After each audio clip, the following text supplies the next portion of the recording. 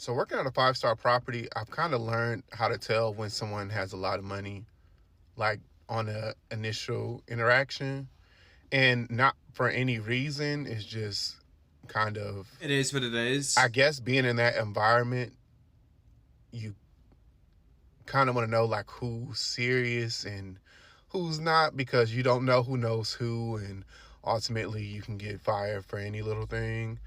So here is a few ways that I've kind of learned when somebody is pretending to be fake rich. You'd be surprised by the amount of people who pretend to live a luxury lifestyle, but realistically they're broke. The first red flag for me is a person that always asks people what do they do for a living.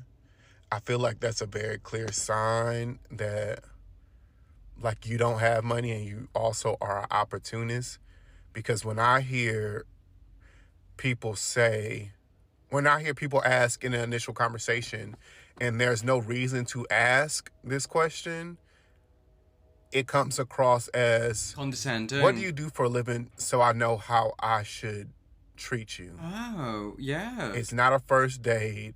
It's not a networking event. This is just an honest getting to know a person kind of conversation. You're asking them, what do they do for a living? It's just rude Yeah, don't pocket AF. pinch them. And honestly, it's just like when it comes to wealthy people, they will never ask that question because they don't really care. Like, what can you do for them, honestly?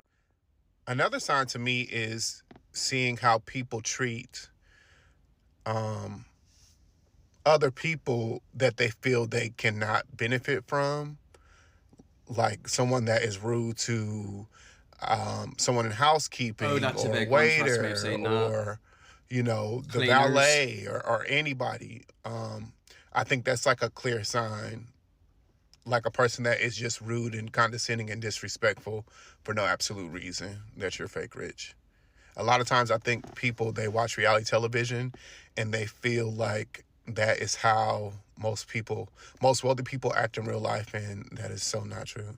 Most people in reality TV are broke. They live fake lifestyles. They are the definition of fake rich. The last sign to me is people who say they are high maintenance. I feel like that's a very clear In sign. what way, though? There is a difference What way between high being maintenance? assertive and knowing what you want and someone who just wants to be extra because they think it's cute. You making someone run for extra ranch or having someone add fruit to your tap water does not make you look any sort of way but like a weirdo. And an idiot. Yeah, so basically what I understood from that is somebody consistently asks you what you do for a living and how much money you make. It's probably because they don't make a lot themselves. And then as well, people who are obsessed with like designer labels. Are they really that rich or do they want themselves to look rich? I hate that what you do for a living question for no reason at all. See, it could just be a genuine question, someone getting to know you, or it could be asked in a condescending way. It's kind of like, oh, what do you do for a living? Oh, you're in that type of job. I bet you don't make that much money. Nobody pretends they're rich harder than a person that works at a high-end retail store. Most toxic people I worked with be getting minimum wage. That's what I've realized. People who make the least amount of money want it to look like they make the most. And that just isn't the reality. First of all, you cannot live nor afford a luxury lifestyle on minimum wage. Even if you work 60 hours a week, you cannot be living luxury if you ain't getting luxury money.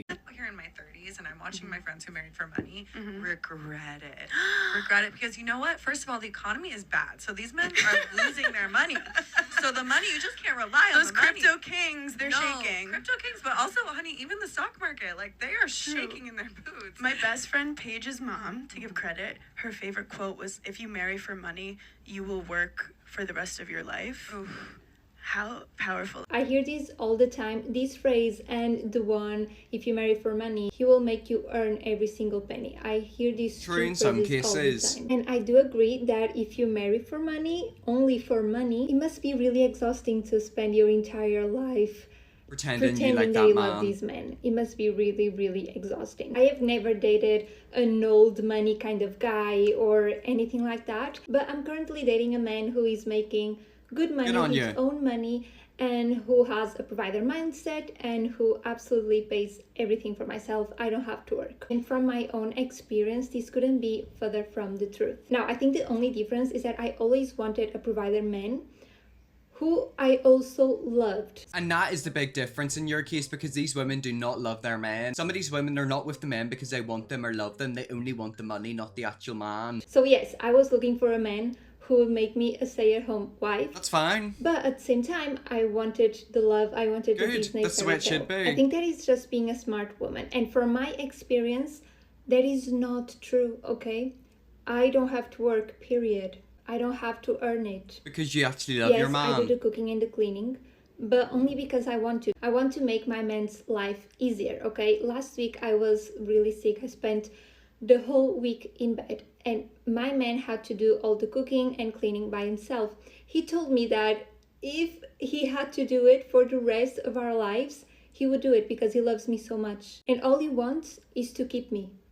That's all he wants. Good. I don't have to earn it. My man is in medical school from 7 a.m. to 2 p.m. and then comes home and works on his company. That's his main source of income, and he works until 11 p.m. So he's always working. So I try to make his life easier. Whenever I want to hire a cleaner, whatever, I can do it with his cards. My man is always saying that his goal is to give me a life where I don't have to lift a single finger. I don't have to work. He wants to hire a cooker, a cleaner, everything. Nannies, everything. So when a man loves you, that couldn't be further from the truth. You don't have to earn anything. And if you love him, you don't have to work and pretend for the rest of your life. Be a smart woman and look for both love and money. You can have both. I agree with everything she said in that video. However, you have to keep in mind, a lot of these people who marry for money are not marrying because they're in love. They're in love with the money. And these men might be rich, but they do not give out their money. How do you think the rich stay rich? You think they just go and squander their money on anything and everything? Like, some do, however, the majority don't. He might be rich, but only in investments. You know, he might actually be cash poor. Your independence is more important, and if you're relying on someone else's income, then you're giving that up. You could end up in an awful situation. I mean, I really do hope her boyfriend loves her, but it sounds of it, he is a really good guy. However, that is the issue whenever you do start a relationship with somebody who has a lot more money, and you kind of take like the backpedal and chill. You know, like one day they could turn around and say, oh, I don't like the way you're acting, I'm not going to give you any money. And that's why I always say to men and women, you know, if you're getting into a relationship and your partner's got a lot of money, don't just rely on them. Have a part-time job or a bit of cash in your own name, just in case something happened where, you know, one day he cut off that cash supply. You might be living in a big mansion, but if you've got a controlling husband who controls every single thing you do, you're not going to be happy. Because honestly, let's talk about it. There was this girl on Instagram. I thought she was rich. Girl was on back-to-back trips. Human hair, nails done, everything. She attended every event I ever wanted to go to. She was out with celebrities. But it was all Let's not even fake. get started on the outfits, the handbags, everything.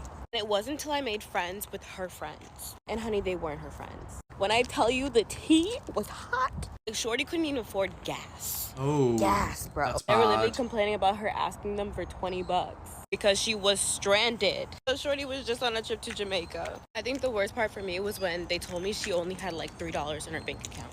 Honestly, this was the reality check I needed. After that bubble burst for me, I really realized I was actually doing well in life.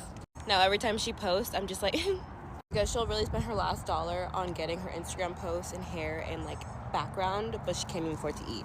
Could it be me? A lot of the times whenever you see somebody online doing very, very well for themselves, it is a fake image they've created. Now, I won't say that they're not successful because a lot of people are. However, people want to make themselves look the most successful they physically can. I see a lot of videos online about 20-year-olds making hundreds of thousands of dollars a month. It's BS. You know, a lot of times the way they make their money is very sketchy as well. You know, if someone is 20 years old making hundreds of thousands of dollars a year, are they really making their money? If it's in like the whole finance cryptocurrency thing, just stay away from them because they will probably end up getting arrested. Saw my coworker post themselves on vacation and concerts and eating out like 24/7. Saw their credit card balance and it was 10k. Exactly, you know, people love to live a luxury lifestyle on a credit card. They don't have the finances to pay the credit. And that's the issue, you know, like you can technically live a luxury lifestyle on credit. However, that will bite you in the bum. You'll have a horrible credit score, crippling debt, and you'll never be able to get a house. Everything has its ups and downs, and that's one of the downs of living a fake luxury lifestyle. But so many of her friends vote for making fun of her financial situation behind her back. It wouldn't surprise me if her friends are in a similar situation as her. You know, a lot of them people online will spend so much money. You know, they also do make a decent amount of money, that's the thing. They make good money, but they also spend lots of money. It's like Bruno Mars, he makes hundreds of million, but he spends tens of million. And that's how he ended up in debt. I'm not naming no names, but I wish you guys knew how easy it is to fake being wealthy for the internet here in LA. A lot of those big money guys and your favorite creators don't live where you think they live. They rent it Up the out. street from here, we have this $100 million mansion that costs $90 an hour to rent out. A lot of creators rent that space once a week, film their content, and make it look like they live there. Rent a Lamborghini or a Ferrari, $99 an hour. It gets crazier because most people in LA have a following, because to be a model or an actor, there's a lot of casting calls you can't go to unless you have a following. What used to happen is when you got with an agency, they would dump you a bunch of bots. Now most people realize how that damages an account, but the metrics are still there. And since most people don't know how to do that, they end up buying followers, likes, comments, shares, everything. Literally So they can just to go make themselves look casting popular. calls and keep their agency. There's even more because there's agency funded houses out here. Anyone who's part of that agency can go film there and make it look like they live there. And they encourage you to do this because it looks better for the internet. But there's even more because we also have designer rental services. It's between $300 and $800 a month, and you get bags, shoes, sunglasses, clothing, anything you need, all designer. Just wear it, get your pictures, and then send it back. As long as you didn't ruin it, you don't have to pay for it. You can fully construct a lifestyle out here of wealth. And that's part of the reason we're starting to get a bunch of influencer debt resolution companies now. Like, you don't need to feel bad about yourself. Just wear the 10-cent shirt from the thrift store. Nobody cares, I promise you. Build your content around something else. You don't have to look rich to be a creator. The goal in life should be to make enough money, so it means you don't have to pretend to be rich. And as a content creator, it's very possible to do. But can we just touch on the debt company? There's influencer debt companies. Is it really that bad? Ex-celebrity stylist here. Celebrities been renting clothes forever. Isn't that very well known? Like, a lot of times celebrities get given their clothes for red carpets and then give it back. Influencers also do that. My friend told me about this about a year ago and it shocked me. Basically, certain influencers will do big shopping hauls. They'll buy loads of expensive clothes, wear it once for a video or for like a red carpet or a night out, and then return it and get a refund. They might spend $1,000 on a hoodie, but it'll be returned within the space of a week and they'll get their money back. You can tell because there's no furniture. Not even that, you know, if they're always in like a different location and like it looks like a really, really nice house. I'm always seeing people doing videos on TikTok where it's like they're in big mansions, but they're like in a new one every week. And it's like, who did I know who has that money? As someone that works closely with influencers for campaigns, the majority of their accounts flag up as majority bots. It kind of does make me feel bad for them because it's the fact that they have to fake followers to make themselves feel better about themselves. But also the agencies are just as bad. Imagine if you joined an agency and then they flooded your account with bots. They're basically sabotaging you. This girl got on here and was talking about how influencers are going to be broke soon. And it's comparable to professional athletes because most of them, like 70 to 80%, end up going broke. Okay, so before this video continues, I will add in influencers make very, very good money. However, they spend a lot of money. If they invested about 50% of their earnings, and yes, 50% because they can easily afford it, they would set themselves up to be millionaires for life. But instead of that, they'd much rather go out and squander it. And the main reason is because they buy a bunch of stuff like houses, cars, whatever, for themselves, for their families, and then when it's time to pay and they're out of the league, like there's literally no money left, so they end up going broke, bankrupt, or in debt. For example, Mike Tyson made $400 million throughout his entire career and ended up declaring bankruptcy. And he said that it was due to reckless spending. Now, I think this will most likely happen to influencers as well because of reckless spending. The thing is that like it's not always about how much money you're making, it's about what you're doing with that money. Because you could be making $200,000 a year, but if you spend $130,000 of it versus someone who's making $70,000 and spends $20,000 of it, the person making $70,000 is better off. Also, let's not forget, influencers have kind of built a persona and brand around themselves, and a lot of them are spending quite a bit of money to upkeep that, whether it's like the house, the cars, the tours, the traveling, the bags, the shoes, even the makeup. Whatever.